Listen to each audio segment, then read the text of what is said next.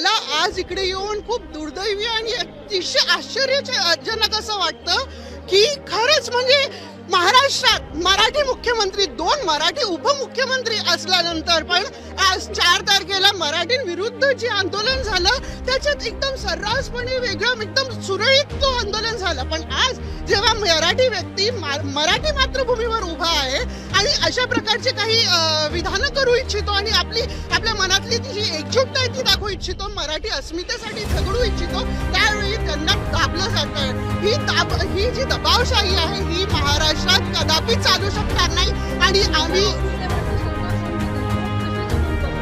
हेच सरकारमधले जे